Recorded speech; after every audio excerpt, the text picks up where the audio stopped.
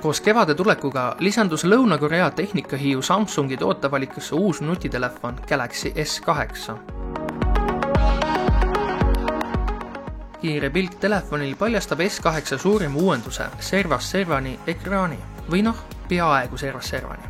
Kahjuks peab tõdema, et suurt ekraani oskavad hetkel ära kasutada vaid üksikud äpid, näiteks YouTube'i oma, ning Samsungi pressiüritusel esitletud Netflixi äpp ei oska suurema ekraaniga midagi teha.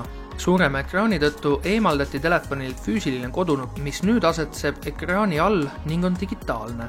Uue kodunupuga harjub väga kiirelt ära ning see toimib pea sama hästi või isegi paremini kui eelmistel telefonidel olnud füüsiline nupp. Võrreldes eelmise aasta lipulaevaga on uude kohta liigutatud ka sõrmejäljelugeja, mida just tänu ümberpaigutusele ei ole enam nii mugav kasutada. Telefoni käes hoides ei ulatu nimetissõrm lugejani. Õnneks saab telefoni lahti lukustada ka silmaiirise, PIN-koodi ning näopildi abil.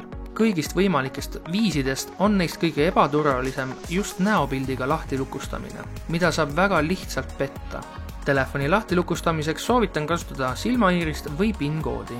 Uuenduste seast paistab veel välja uus digitaalne assistent Bixby, mille kasutus on hetkel kahjuks väga piiratud. Nimelt peavad äppide arendajad lisama Bixby toe, et assistent saaks uusi lisafunktsioone juurde õppida. Muusikasõprade meeleheaks on alles jäetud kõrvaklapipistik ning telefoniga antakse kaasa AKG kõrvaklapid, mis on oma kvaliteedi poolest väga head. Kõige hämmastavam on see, et telefoni põhikaamera on tehniliste näitajate poolest täpselt sama kui eelmise aasta S7 oma. Sellest tulenevalt rõhutab Samsung uutele efektidele, mis minu hinnangul on täiesti mõttetud lisad. Koos telefoniga tõi Samsung välja ka DeX Docki, mille abil saab S8 kasutada lauaarvutina. S8 on küll edasiminek eelmiselt mudelilt, kuid kahjuks ei ole suutnud Samsung midagi erilist teha, mis tekitaks selle vastu tungiva vajaduse.